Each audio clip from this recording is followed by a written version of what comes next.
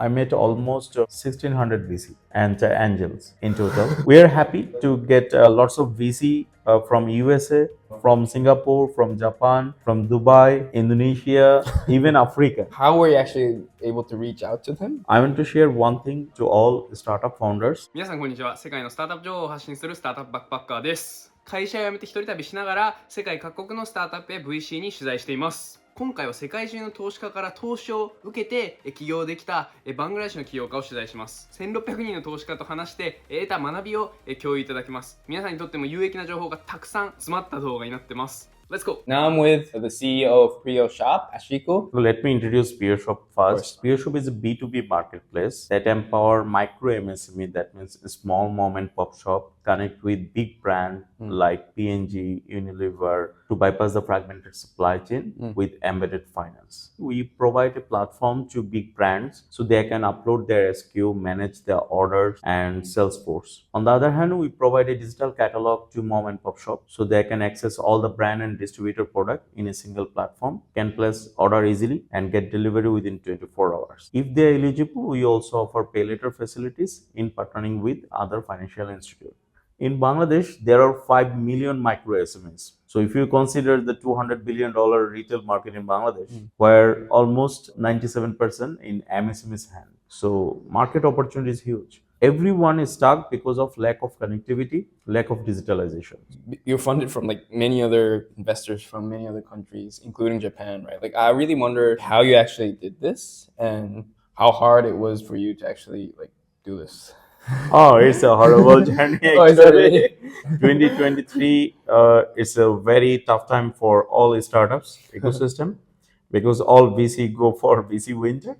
I feel proud that we closed pre-series A and all money comes from outside Bangladesh. Lots of VC don't have any sweet spot as Bangladesh, and most of people don't know about where is Bangladesh. At first, I need to explain why Bangladesh and the opportunity. We are already $500 billion economy with 170 million people, but still people don't know about us. So country branding actually missing.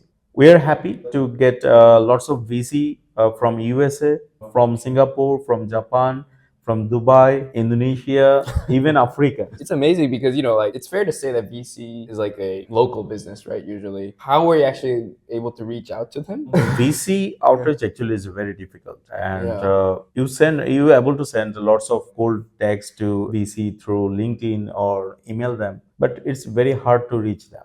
In my last 4 years, I met almost 1,600 VC and angels in total. Finally, we got around 40 people, so the ratio is very low. I spent lots of time for raising fund, and my co-founder and team doing very good job in absence me.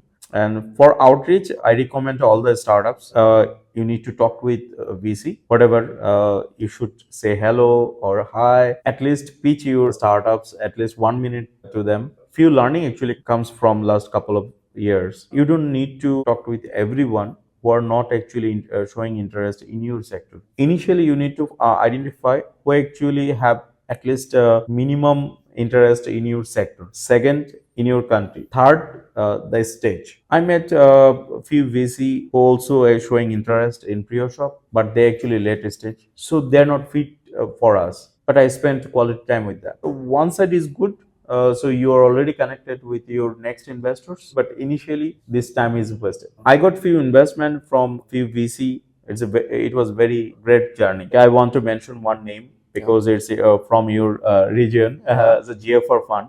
I pitched to them almost 1 year ago. And after that, they reject me because the market is new and Bangladesh is not their sweet spot. But I sent our updates time and time with them. So after a few months, actually they get back. We want to talk with you again. So I met them and talked with them. So they're impressed with our approach. They rejected us, but we're not actually stopping communication. Even iterative capital investors, even 2 times. Iterative reject me almost 3 times. 4 times, actually, they reach out me and they accept me. I want to share one thing to all startup founders. If someone actually reject you, it's not rejecting entirely. It's maybe for that time you are not fit for them. Your traction maybe not match with their mandate. So they will not consider at this moment, but maybe they will consider after few months. You should communicate time on time and regular basis connected with them. We got lots of investors basis on this. And another thing, if you really communicate with your VC or investor time on time, they will help us. In my case, most of VC connect with the next one. I see. Is this how you reached out to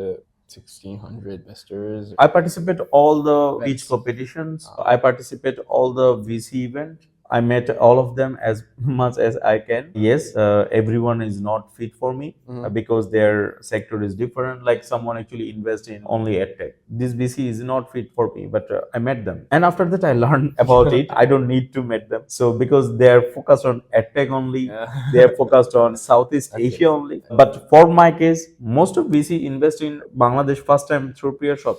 So it's not matter actually if Bangladesh is not their sweet spot. If you able to educate them, the market size, market opportunity, That's they will impressive. consider. That's amazing. And so were you going to like many other events overseas, and were you like traveling basically? Yeah, I travel a lot that time and attend all the possible VC event mostly. It's helpful. I got few investment from different events, but you have to make sure your business is going on.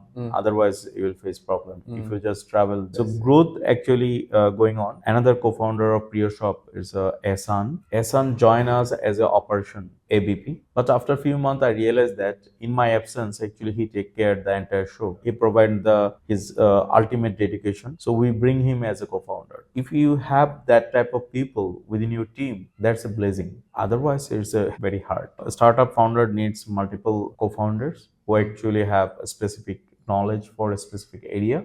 You don't need to know everything. Maybe someone actually expert in finance, someone expert in technology, someone expert in operations. So that actually help the go to the next level. I see. So you should find somebody actually who know better than you. Okay. And do you think that's like possible in Bangladesh? Are there other Yeah, talents? so Bangladesh is more than 77% people are youth and average age is 28. Yeah. And currently 98% people are educated. There are lots of talent and they don't have enough opportunity. If you provide ultimate freedom of thinking, allow them to think like a founder, it's possible. For our cases, Ehsan is not the last story. Everyone is the next leader. So we built actually multiple leaders. Okay. That's the beauty of PriyoShop. Are there any like strengths, advantages, and some disadvantages and struggles being a Bangladeshi startup? I must say the big obstacle is country branding. We need lots of success stories about Bangladeshi startups and share with other region so people can understand it's a big market. So we are actually 5 years behind from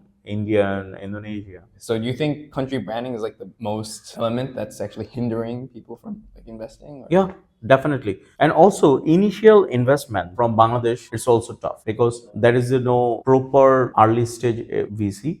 So very few investors actually available in Bangladesh, and maybe they invest very early stage and 2 or 3 in a year. By this way, you cannot build a startup ecosystem. We need lots of accelerating program to develop our early stage fellow founders. We have solid founders, but they need lots of training. But you are seeing like other startups raise money from like foreign capital too, right? Like is this like a recent trend, or is it? No, actually, Bangladesh focused on from after COVID. So Really? after COVID, a startup ecosystem actually booming. Earlier, you will find 1 or 2 success story in a year. Okay. But nowadays, we found that lots of startup got investment from outside. Accelerating program actually focused in Bangladesh, like Accelerating Asia, invest almost 22 startups in Bangladesh. Few other regional VC also focused in Bangladesh. Currently, 97% fund comes outside Bangladesh. If you have any like connections or information you'd be looking for from Japan, like please feel free to share. Like if you have any. I must say, come Bangladesh. And if you consider the market opportunity is huge, we need not only fund, we need some guidance, supports, training. So lots of way actually we able to help Bangladeshi startup ecosystems. So if you're interested in Chico, would you be open to like contacts? Yeah, sure. So I'll share that on the description below. So please contact him. If anyone actually want to help micro MSMEs impact in their business, digitalize their entire solution, we are building a total ecosystem for them. So let's build a sustainable ecosystem for micro MSMEs together. Share. That was very insightful. Thank you so Yeah. much. 大変勉強になりましたね。本当にバングラデシュは投資がなかなか集めにくいということで、海外に出て資金を引っ張っていかないといけないという状況の中で、本当に1600人も話して得たノウハウでした。いくつか重要なポイントあったと思うんですけど、特に面白かったのは一つが、投資家と一回話して断られても、それで終わりではないんだよっていう話で、やっぱり長く関係を持てば持つほど、事業のことも理解してくれるし、その人も理解してくれるので、投資してもらいやすくなるっていうような話でした。実際によく30分のミーティングとかで、事業内容を一気に説明してディスカッションして、投資するかしないかみたいなところを判断してもらうみたいな感じにはなってると思うんですけど、30分で分かることって本当に限界があるし、ミーティングで事業の魅力を全て伝えるっていうのはなかなかハードルの高いことだと思うんですよね。なので断られても本当に長期の関係を持って、たまに事業内容をアップデートするみたいなことは大事な考え方なのかなと思います。で、2つ目に投資家の方と会った後に、その後に紹介してもらえるみたいなそういったことも多いという話だったので、そこから一気に1600人も会えたっていう話だったんで、助けてもらうようにお願いしてみるっていうのも一つ手なのかなと思います。で、最後に、各投資家がやっぱり投資している領域みたいなところは全然違ったりするので、あとは投資のその企業の規模だとかそういうのもあったりするんで、事前に調べて、この投資家は、例えば教育分野にすごい投資してるだとかを調べた上で、もし自分が教育系の起業をしているのであれば、教育分野に投資している投資家から話していくっていうのは、より効率的な方法だということなので、でもバングラデシュに投資したことないような投資家からもたくさん資金調達しているので、そういった意味でも、いろんな人と話してみるっていうのは非常に大事なことかなと思います。で、バングラデシュのマーケット非常に大きくて、今回の起業家も本当に面白い事業だと思うので、もしバングラデシュに投資されたい方とか、バングラデシュ進出したいみたいな方がいれば、お気軽に私の方にご連絡いただければ、全然情報共有しますので、他の国に関しても全然 OK です。はい、こういった有益な海外スタートアップ情報をどんどん流しておりますので、ぜひチャンネル登録していただけると嬉しいです。ありがとうございました。